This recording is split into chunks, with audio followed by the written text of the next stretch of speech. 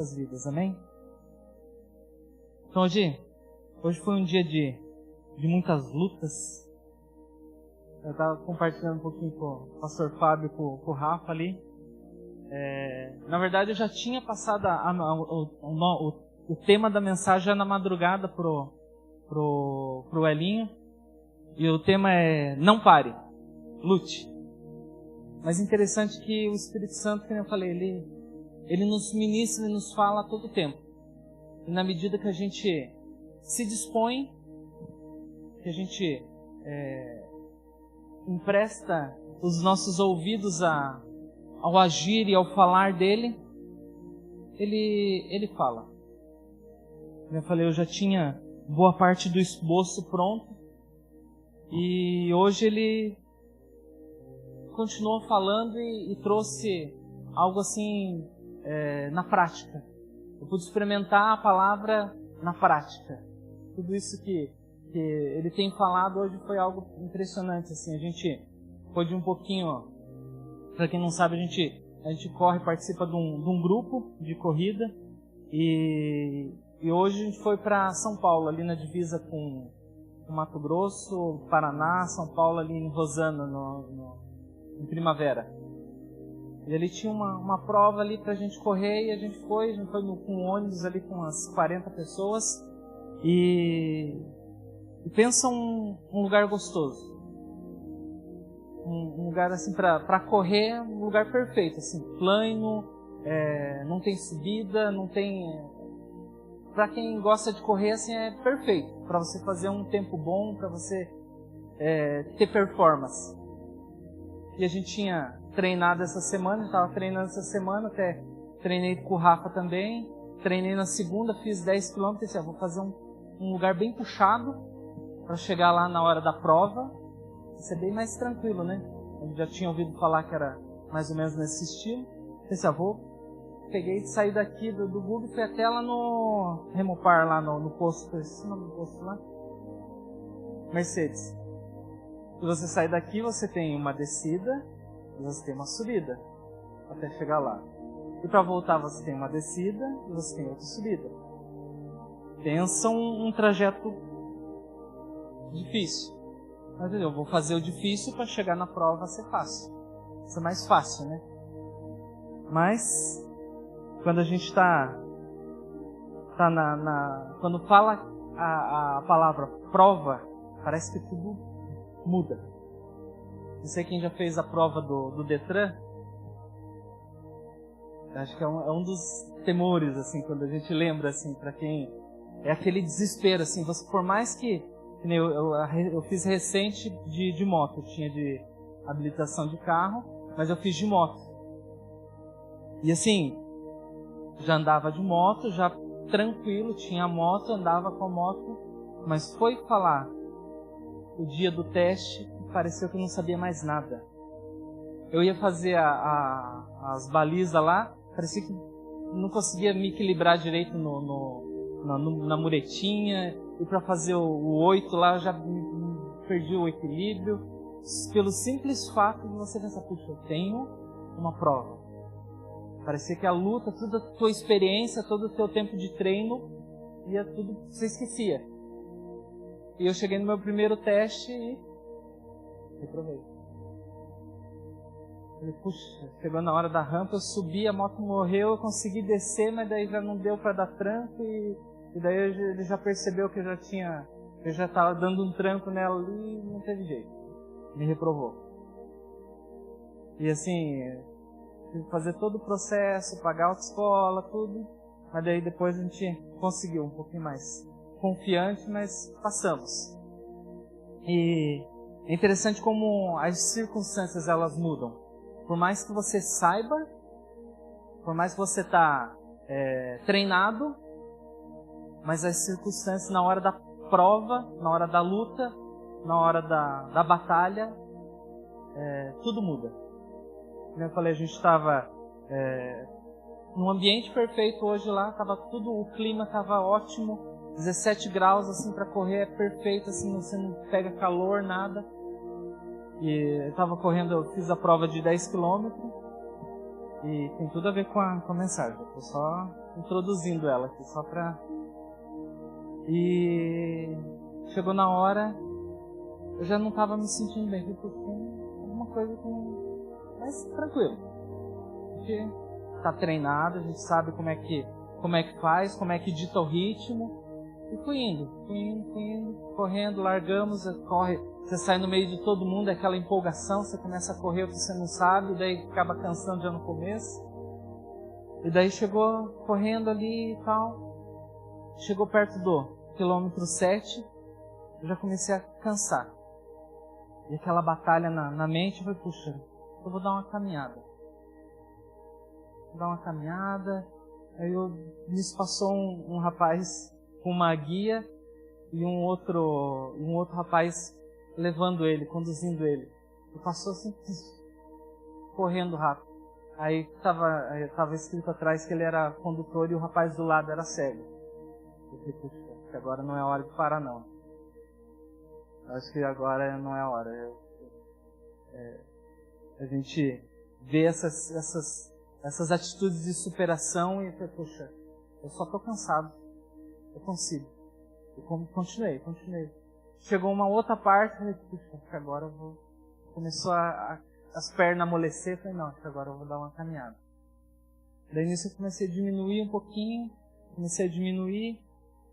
aí nisso já o pessoal que estava na frente parou, chegou um outro pelotão um pouquinho mais atrás, aí uns 4, 5 na minha frente, assim, correndo assim, eu falei, poxa. Aí eu comecei a perceber o Espírito Santo falando, pô, você não treinou? Você não sabe pouquinha coisa de técnica? Então, aproveita. Aí eu fui atrás deles assim, cortando o vento, tinha já vento ali. Fui cortando o vento, fui descansando. Aí quando chegou um pouquinho pra frente, assim, eu olhei assim do lado, assim, que daí só tinha sobrado dois, os outros dois ficaram pra trás. O outro disparou. Aí eu olhei assim, com 2 jovens, assim. Olhei assim, puxa, tem a minha idade mais ou menos, assim, né? Bem jovens, assim. E pra quem não sabe, as corridas, elas têm premiações por categoria. Então tem o geral e tem as categorias. E daí eu olhei assim e falei, puxa, são 2 que têm mais ou menos a minha idade. Então são 2 que estão competindo comigo. Pensei, eu vou dar uma seguradinha agora, vou acompanhar aqui, vou poupar. E daí chegou, faltando uns 500 metros, eu olhei assim e falei, agora é a hora. Peguei tudo aquilo que eu tinha economizado ali, falei, é tudo ou nada, e corri. Só olhei pra frente e fui. Aí consegui chegar, completei a prova, tudo. Mas o interessante é que é uma batalha na nossa mente. A gente vê o cérebro, ele é uma engenharia perfeita. E ele trabalha em determinados pontos para poupar energia. Ele acaba trabalhando contra a nossa vontade. E aí você tem que superar a sua mente. Tem que superar o seu físico com a mente. E é interessante que nessa hora a gente, quando a gente está no meio das lutas, no meio de luta, não sei quantos já tiveram esses momentos de aflições, mas parece que não vai ter fim. Parece que não termina nunca. Como eu falei, hoje foi um dia de luta. O ônibus quebrou, a gente chegou aqui, era quase 2 horas da tarde. Foi 2 e pouco, já era passado as 2. E daí tinha almoço para fazer. E eu falei, poxa, se agora, eu até escrevi, se hoje eu estou aqui em cima, é porque nós vencemos essas lutas. Por mais difícil que seja, se você está aqui hoje, é porque você venceu pelo menos uma luta. Amém? E teve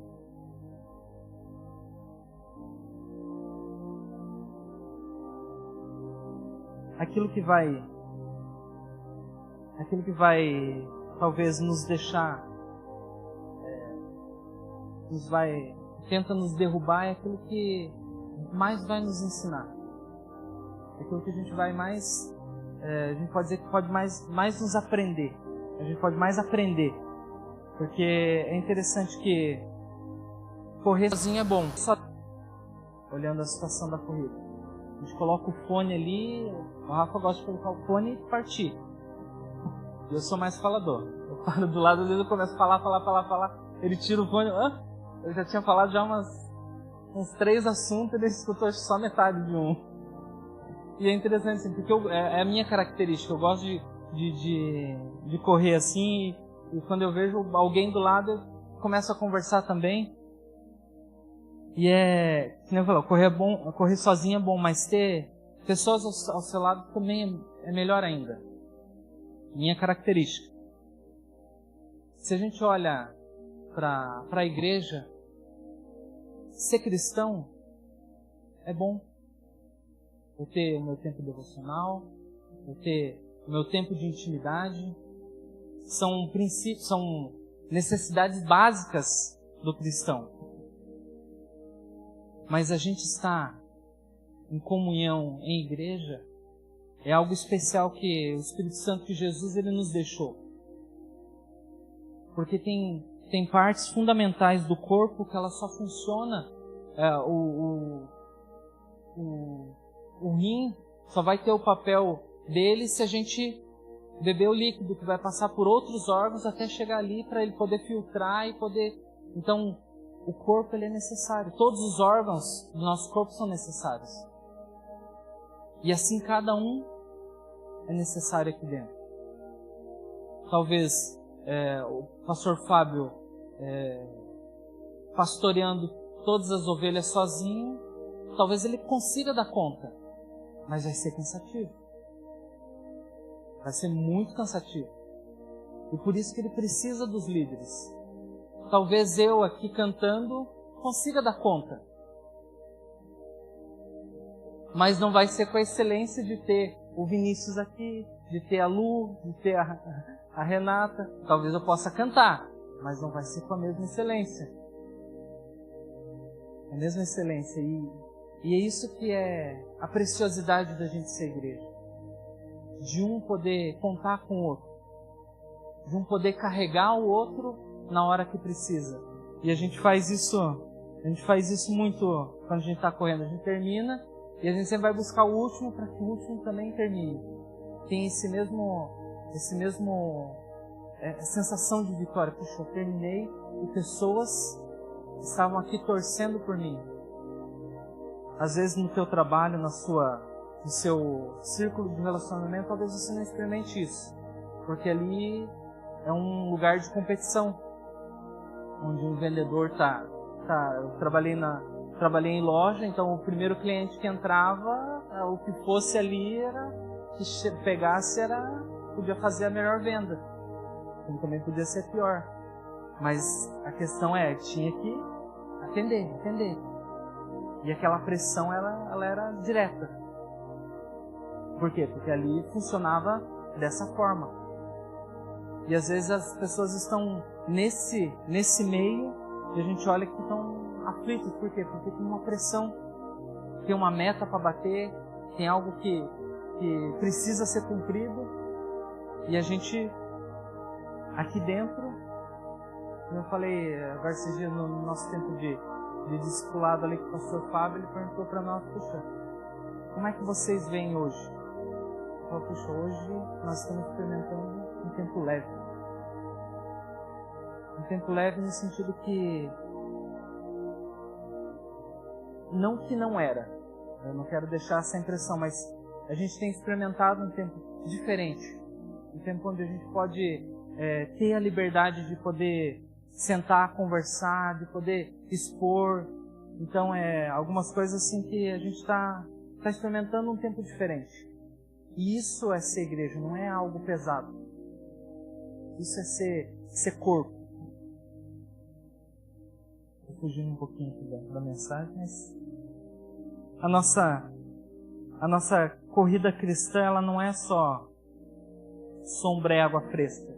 A gente está vivendo um tempo diferente, mas um tempo também de lutas.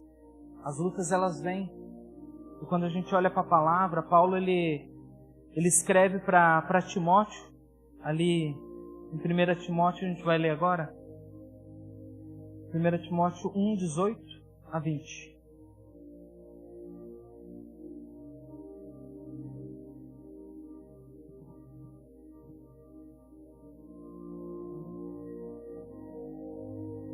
Este é o dever de quem te encarrego, ó filho de Timóteo, segundo as profecias de que antecipadamente fostes objeto.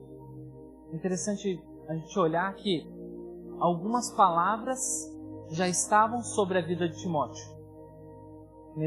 Paulo fala, segundo as profecias de quem antecipadamente fostes objeto. Então já havia palavras sobre a vida de Timóteo. E ele já carregava essas palavras. E o que Paulo estava fazendo? Ele estava afirmando sobre a vida dele. Há palavras, então seja forte, permaneça. Combate, firmado nelas, o bom combate, mantendo a fé e boa consciência, porquanto alguns, tendo rejeitado a boa consciência, vieram a naufragar na fé. E dentre esses se contam Himeneu e Alexandre, os quais entreguei a Satanás para serem castigados, a fim de não mais blasfemarem. Então, para a gente contextualizar um pouquinho, Timóteo ele era um jovem e ele tinha a sua mãe ali que chamava Eunice e a sua avó Lloyd, e a mãe de Timóteo, ela já tinha se convertido. Ela era judia e ela tinha se convertido. Então o pai era grego, então ele era metade judeu. Só que por eles ter essa mistura, vamos dizer assim, ele era um pouco rejeitado. Ele não era visto com os mesmos olhos, porque ele era mestiço, vamos dizer assim. Então ele cresceu e conheceu a Jesus através da família, da avó, da mãe. E quantos de nós não temos isso nas nossas casas? Às vezes os nossos filhos estão conhecendo a Jesus através da nossa avó, Dona Antônia, Dona Zilda, a Meire, a Cláudia. Teve uma sucessão e os filhos estão daí, ó, o Julinho ali, Felipe lá atrás. Você vê uma geração sendo ganha. Por quê? Porque as mães, as avós, os pais, os avós, eu estou dando o exemplo delas porque é algo que a gente vive domingo após domingo, semana após semana. A gente vê o exemplo delas aqui. Uma família que batalha, que luta, que permanece, que combate. E é um exemplo para as nossas vidas. Amém? Glória a Deus pela vida de vocês. Vocês são um exemplo para nós. E Paulo, vendo esse menino, eu consigo imaginar ele falando, puxa, vou levar esse jovem para ser treinado, para andar comigo, para ser discipulado. Porque a gente vê Paulo escrevendo com uma certa... Não vou dizer que ele estava puxando mais para o lado dele, como era um preferido, mas você vê um certo carinho diferente para com Timóteo, porque ele viu o potencial de Timóteo e ele investiu em Timóteo. E chegou um momento na caminhada de Paulo que ele, com a sua equipe de trabalho, eles receberam a notícia lá da igreja de Éfeso, que ela estava passando por muitos problemas, tanto de ensinamentos falsos, como de algumas rebeliões, algumas coisas que estavam entrando, alguns ensinamentos falsos ali. E Paulo ele começou a olhar para aquela igreja pensando, puxa, quem que eu posso enviar? E ali vou enviar uma pessoa-chave, que era Timóteo. Por conhecer Timóteo, por saber o quão firme ele era nos ensinamentos da palavra, o quanto ele era... como posso falar? Não vou dizer que ele era rígido, mas ele era disciplinado. Então Paulo confiou a Timóteo a missão de ir até a igreja de Éfeso. E ali ele pôde... a gente vê que a igreja de Éfeso, ao passar do tempo, ela se tornou uma mega igreja. Uma igreja que uma igreja que se tornou conhecida. A gente vê algumas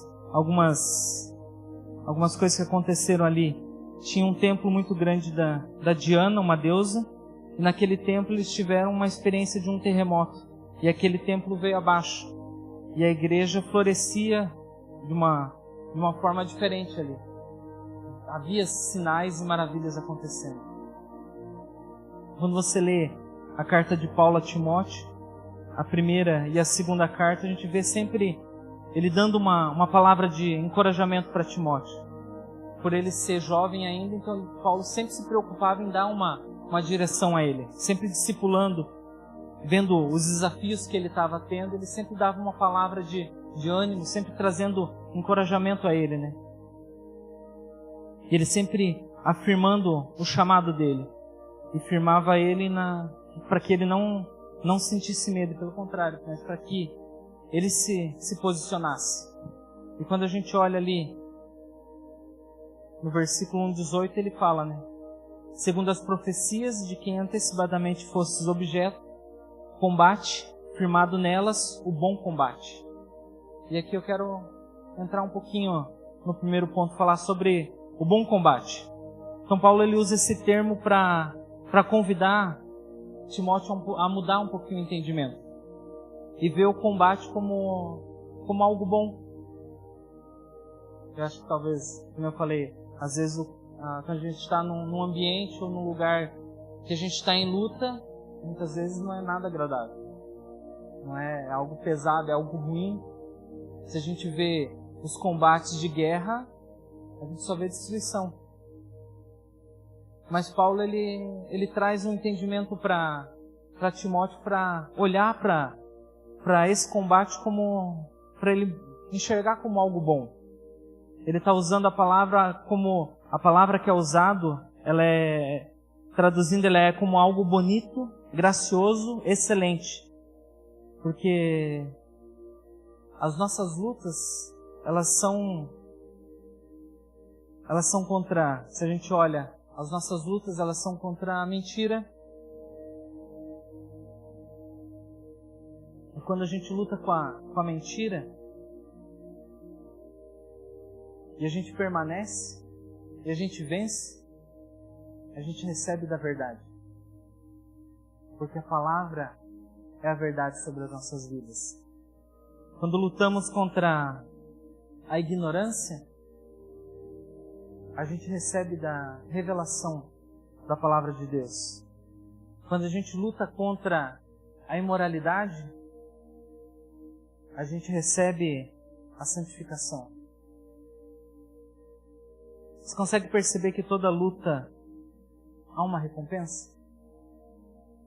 Às vezes a gente só olha, foca no ruim. A gente está vendo a guerra na Ucrânia, ali é algo diferente, mas ali só tem destruição. Mas as nossas lutas não chegam nem perto do que está acontecendo lá. Lá eles estão lutando por outros objetivos, outros ideais. E a gente vê que esse é o objetivo das trevas, de matar, roubar e destruir, trazer destruição.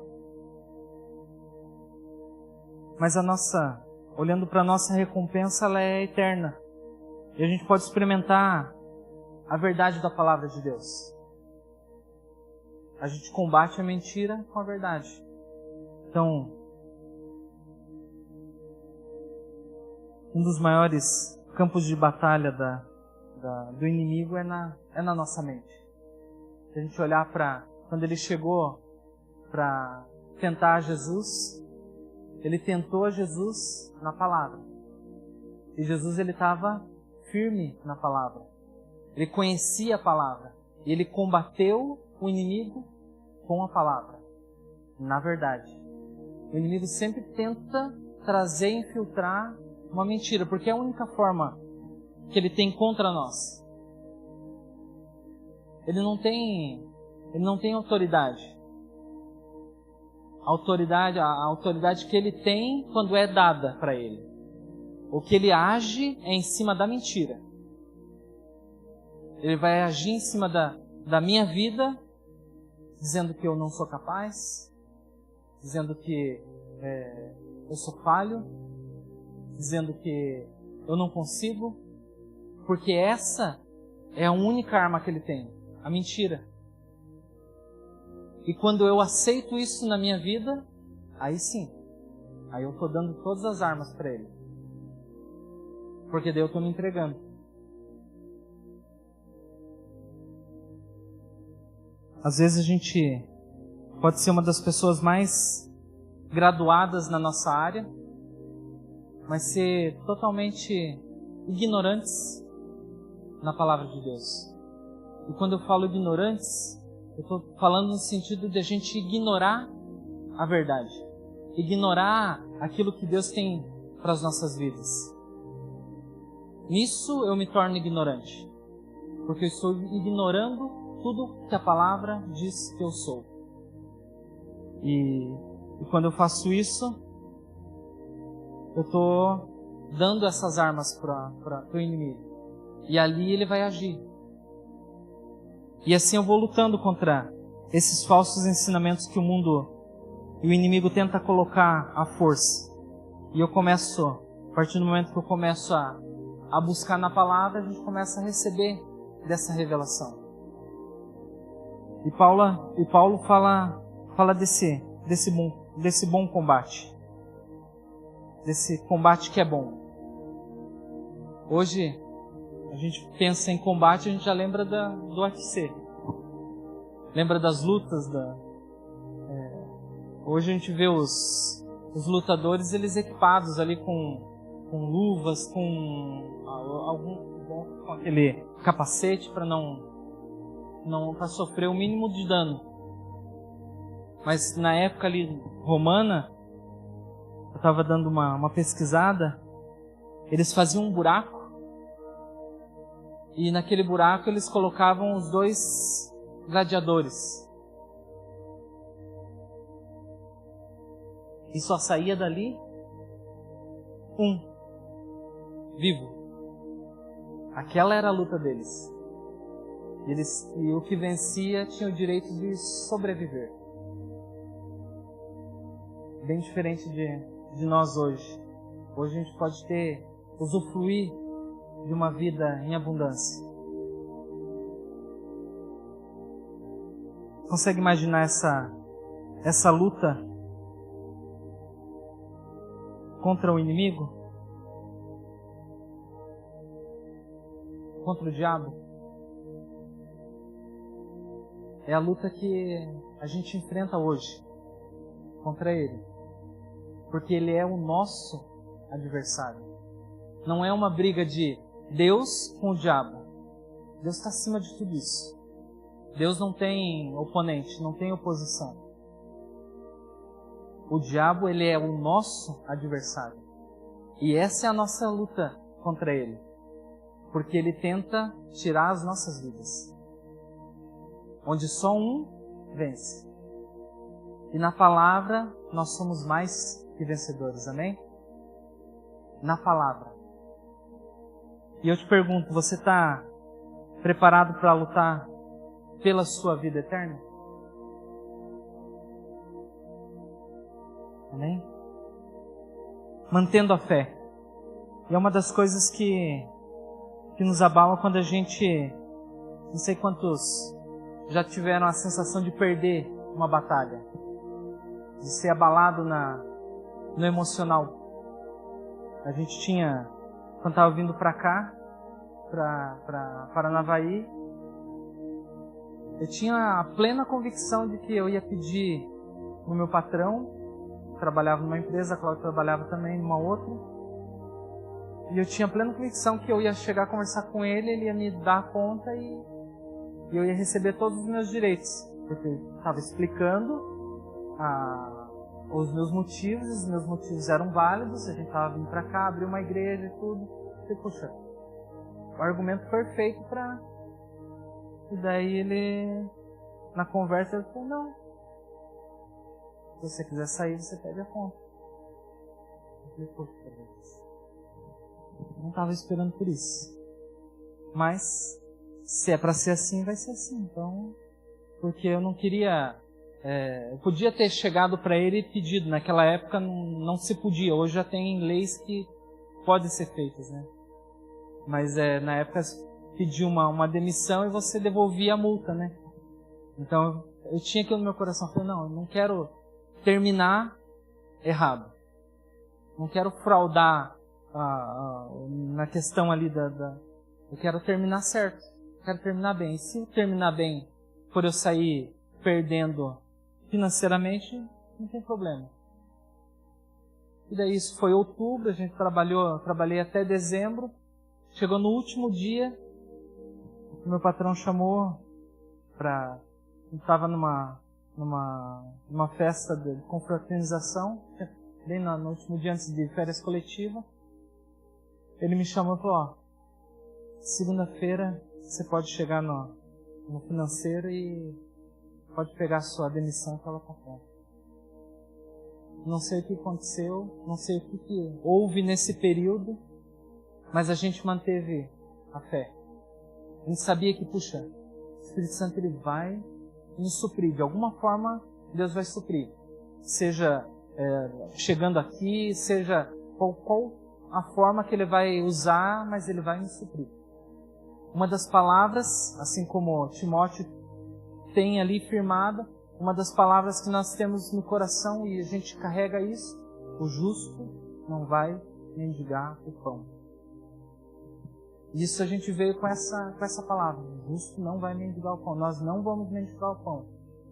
E chegou no último dia ali, a gente já estava quase que preparando, já tinha tirado toda a mudança. Ele chegou e falou, poxa, pode ir lá acertar que tá... Aí a gente pôde, eu recebi 6 meses de seguro-desemprego, a gente pôde vir para cá, ter um tempo mais tranquilo. Mas foi... a gente permaneceu. Manteve a fé. A gente tinha uma palavra e em cima dessa palavra a gente caminhou. Talvez não foi a forma que a gente esperava no primeiro momento. Saiu derrotado daquela primeira batalha. Mas a guerra, no final, o Espírito Santo ele nos deu a vitória. A gente permaneceu, independente da circunstância. A gente permaneceu e a gente pôde usufruir de vencer. Sabe aquele problema que você está passando? Jesus ele já venceu. Ele já venceu na palavra. Talvez não é a forma que você está esperando, mas na palavra você já é vitorioso. Aí vai da gente abrir o nosso ouvido e deixar o Espírito Santo falar. Combater o bom combate, permanecer, manter a fé, para que a gente possa chegar na boa consciência. E aqui eu quero trazer uma parte diferente aqui, de consciência. De que a gente não é o Rambo. Se você, talvez não é da época de alguns, mas o Rambo ele pegava a metralhadora dele, ia lá, metralhava todo mundo e ganhava uma guerra sozinho. A gente não é o Rambo. A gente não precisa pegar a metralhadora e sair guerreando sozinho. A gente temos homens e mulheres que fazem parte desse exército aqui. Eu falei, onde um pode caminhar junto com o outro. E eu gosto sempre de falar disso, que a gente não consegue nada sozinho. A gente precisa da igreja. A gente precisa caminhar em comunhão. Para quem tem caminhado mais próximo, a gente tem os discipulados, e ali nos discipulados a gente trata 3 áreas. Que é a finanças, a sexualidade e a autoridade. E elas funcionam como 3 portas. Que a gente consegue, sozinho, a gente consegue até fechar 2. Mas sempre vai ter uma porta que a gente vai precisar de ajuda. E para isso, a gente tem as nossas lideranças. Onde a gente vai sentar, puxa, estou ruim nas minhas finanças, puxa, o que a gente pode fazer Se você tem essa liberdade de abrir, puxa, estou com problema na sexualidade, estou com problema no meu relacionamento com a minha esposa, com o meu esposo, estou com problema com autoridade. E quando falo autoridade, não é só chefe e pastor, mas são problemas, são áreas relacionais, tanto de esposo, filho, patrão, chefe, empregado.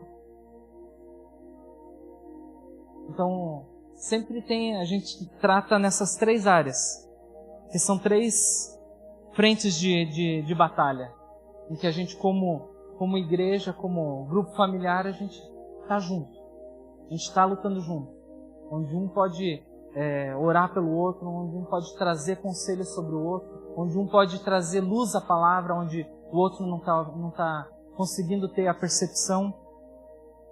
Então são batalhas que a gente precisa de ajuda e discipulado, pois são áreas da nossa vida que precisam ser tratadas. Mas quando eu me rendo e eu me arrependo, eu recebo essa cura.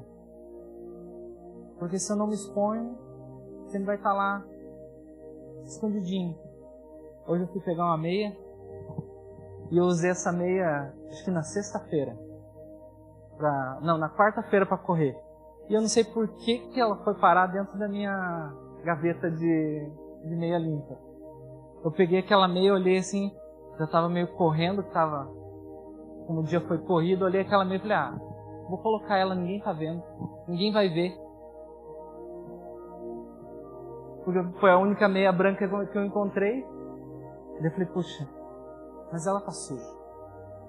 Talvez as pessoas não estão vendo, mas eu sei que tá suja. Eu tirei aquela meia, coloquei lá no cesto. Peguei uma meia limpa. Coloquei a meia limpa. Talvez ninguém ia ver. Não precisava nem ter mostrado.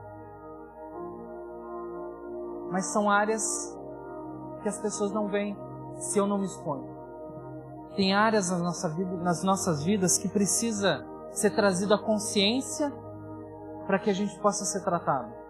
A palavra ali fala de Eutico e de Alexandre, que foram rejeitados, porque eles começaram a blasfemar. Não sei quais foram os outros pecados, mas ali fala de blasfêmia. E eles foram entregues a Satanás. Foram deixados ao seu próprio entendimento. Na medida que eu vou rejeitando os ensinamentos, eu vou me isolando até o ponto de eu estar entregue, estar à deriva. Por isso eu gosto de falar de que a gente precisa estar em um grupo, a gente precisa se relacionar. Queria chamar o pessoal do louvor.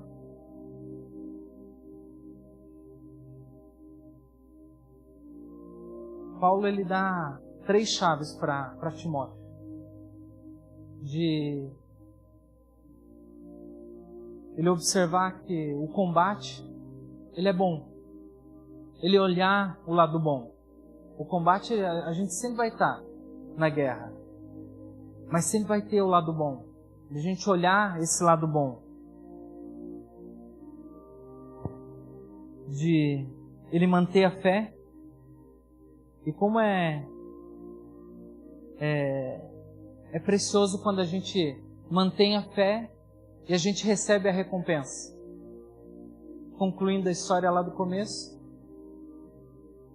eu dei aquele sprint no final, eu olhei aqueles 2 rapazes, aqueles 2 jovens, meninos.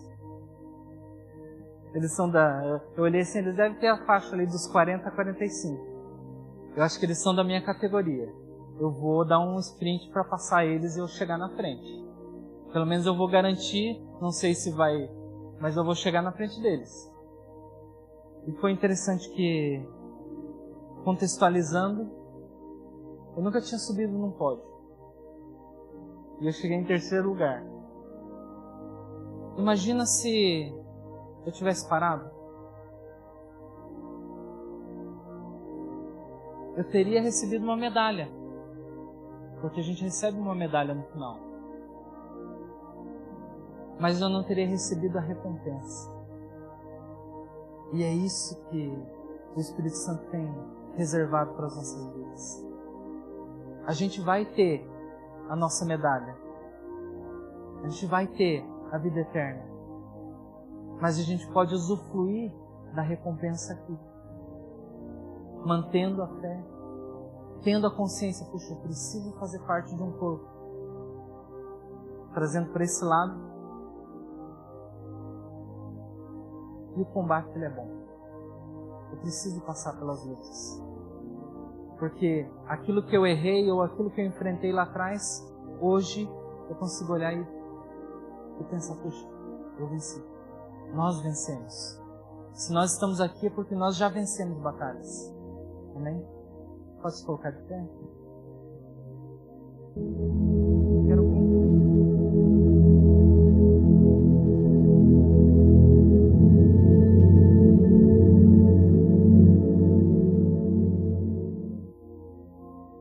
E ele, Paulo, no final do seu ministério, ele fala: combati o bom combate, terminei a corrida e guardei a fé. Você consegue entender que Paulo só pôde dar esse conselho para Timóteo porque ele experimentou disso? Ele combateu o bom combate, ele guardou a fé, ele concluiu a corrida que estava proposta a ele. Como eu falei, eu não sei quais são as lutas, qual o momento que você está vivendo, mas sempre tem uma oportunidade da gente se render. Eu acho que essa letra, que nem a pastora Cláudia ministrou ali, comece a perceber o que o pessoal do louvor vai nos ministrar agora. Se você quiser se render,